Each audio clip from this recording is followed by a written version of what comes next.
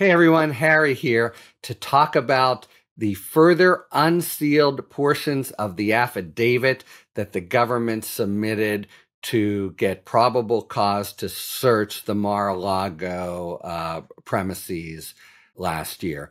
Okay, it's just a little bit of stuff that the magistrate judge, that's Bruce Reinhardt, the generally solid magistrate judge who works with Eileen Cannon and who authorized the initial search, has permitted to be unsealed. I think there are continual motions before him to unseal as much as possible from the media. It's stuff we perhaps could have guessed at, but it's telling all the same. So first, here's what it isn't. I think I can start here. We know that after the subpoena was served, and Evan Corcoran supplied those 38 additional documents, the government developed probable cause to believe that there were more documents still there.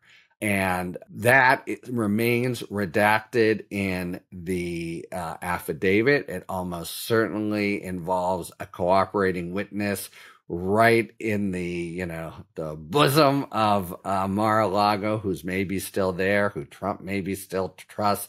That's a drama. He maybe has suspicions, or maybe he knows, but given his vengeful pettiness, it seems plausible that he still doesn't know, and it's driving him insane. So we have this huge blocked out part that remains blocked out, but just before that, we have something that's been unredacted, and what it says is basically, as the indictment recites, but it gives the actual footage. The storage room the day before the subpoena, that 64 boxes moved out, 31 boxes moved back. So do the math. So that really makes it seem that the subpoena, when they said, "Oh, we've given you everything," was a lie. And then, moreover, another snippet is that Evan Corcoran told them that everything from Mar-a-Lago had been turned over. So he looks like a dupe. And it also seems to be walking back at least reported language that the lawyers had told the feds that, Trump has authority over everything. Suggesting that A, there's stuff there, and B, they don't have to turn it over. So you have photographs of the boxes. We've seen some of this stuff, but it's really brought home. And the what is brought home, I think, tells you something about the process for getting a search warrant. Also, a lot of people said, why can't they get one from Bedminster? And as I've pointed out, you've really got to show that there's probable cause and it's fresh.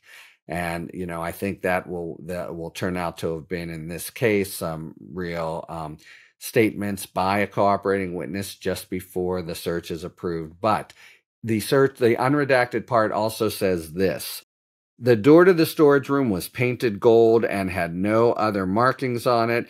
It's located approximately midway up the wall and is reachable by several wooden stairs. What's that about?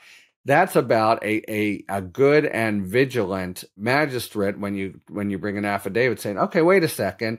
How do we know that you're saying this is the storage room? Can you explain this to me? How do we know it's the same place as yesterday? And a good agent, in turn, and prosecutor are ready for that and say, no, look, you can know that for sure. Here is why this is a unique place. Look how it's next to the stairs, etc. Look how the door is open and it's the same, color and the like. They can stitch up the different snippets of evidence they bring the magistrate to say that this surveillance tape shows that in fact it's the storage room, and 64 go out and only 31 go in. So that's a little bit of a window onto the pretty rigorous process for getting a search warrant, showing that it's more likely than not there's evidence of a crime there, and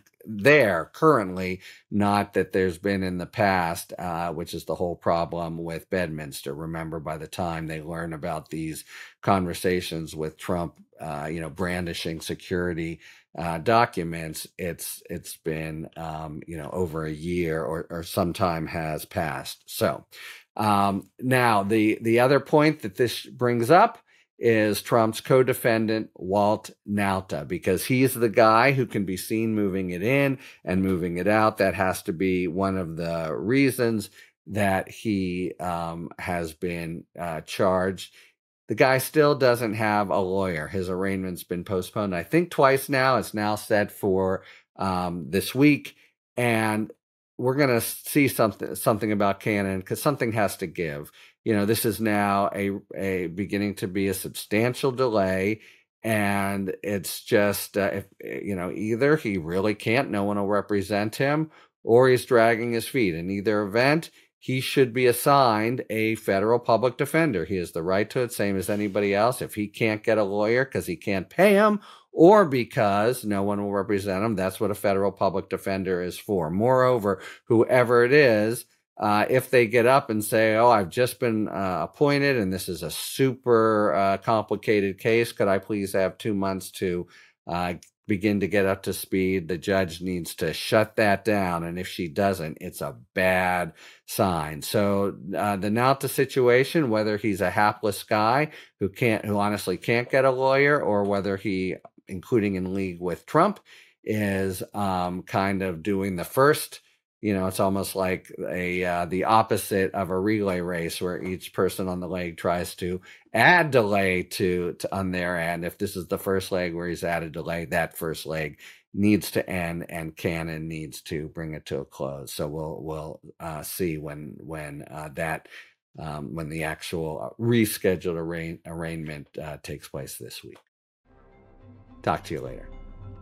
Thanks for tuning in. If you enjoyed this video and other Talking Feds content, please take a second to like and subscribe. Talk to you later.